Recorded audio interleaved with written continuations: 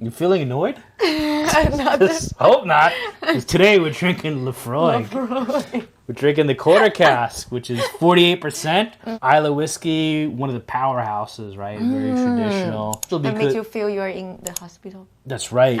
Very medicinal. Yeah, you feel like, you just burnt your arm and then give you some Band-Aid. A little bit of Chinese medicine in there too, I feel like, bringing East and West together. One thing about this, which is interesting, it ushered in that age of non-age statements, right? Because prior to this, for Scotch, everybody was focused on 12, 15, 18, and so on and so on. This one, they used a quarter cask, right? So a little bit smaller size. So the idea was that in a shorter time period, you can It's a young whiskey. Yeah, it's pretty young, but they don't want to tell you that it's young, so they just don't mention the age, so it's quarter cask. I think it really compares pretty well with the Laphroaig 10. I'm a big fan of Laphroaig. LaCroix. How to pronounce Laphroaig? Laphroaig, yeah. Laphroaig. Laphroaig, yeah. I don't want to put you on the spot here, but which one do you like better, this one or your Ardbeg? Yeah.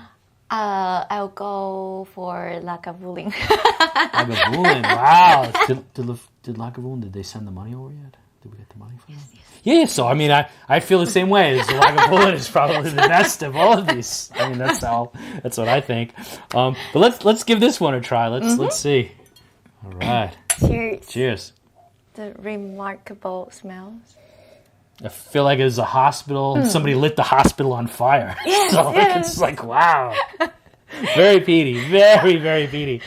I was going to say I can smell some bacon. Yeah, but some bacon. You say they burn the hospital. It's probably human flesh, yeah. It's a little bit of both. It does have a very salty bacon, medicinal flavor, as we mentioned, herbal smokiness. Some Chinese medicine, but it's kind of sweet. Thank God it really balances it out, because if they didn't have that sweetness, it would probably be, I feel like, too much. Oh. They're really salty, like iodine and seaweed. Oh, seaweed. Yeah. I think the flavors stick on the top of my mouth.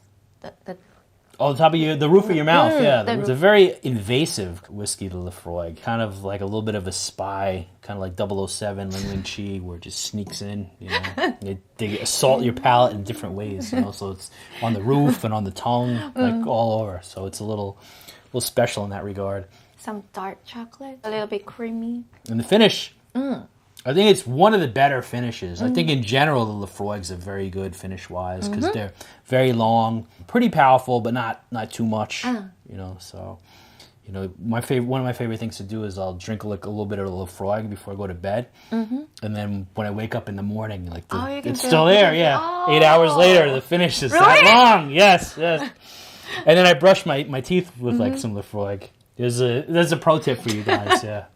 Brush your teeth with Laphroaig. Yeah, you want to smell pretty cool, but at the same time a little bit of a degenerate, and that's what you do. You sure? And will you kiss your girl when you wake up with Laphroaig in your mouth? It depends. Depends. You have to be a little careful with that. You really have to know who you're dating at that point, especially if it's been a long night. I'm a little foggy in the morning, and then I will go over to do that. But then I'll remember she likes Speyside, so then I'll grab a Belvani and drink that. So you have to know your audience. So that's that's the way that it goes. But this, I think, is still great, and it's very close with the 10. I think in the future, maybe we have to do a side-by-side with this and the 10, because they're both close in the area price point, but I don't know. I actually like this better. Yeah. It costs only 1,000 more in NT, right? Yeah, something like that, 1,000 or 700, something like in that area, yeah. Non-age statements, I think this really made a big mark, and I still like drinking it. And you can use it in a couple of cocktails, right? I don't know if you know the Laphroaig Project. This is a very good drink. It's like sour flavor, but you have some Laphroaig is one of the main ingredients.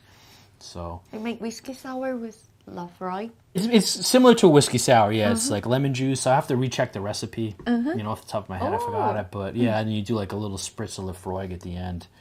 So it's pretty nice. Yeah, I mean, come on, the Laphroaig, gotta give it a thumbs up. By the way, we're probably gonna switch over to number ratings pretty soon. So it's not always gonna be thumbs up. So we'll give it a rating. But yeah, I like this one. What do you think? I like this one. Okay. And in his price, in its price. Yeah, price range is not too bad at all. So, Laphroaig Quarter Cask.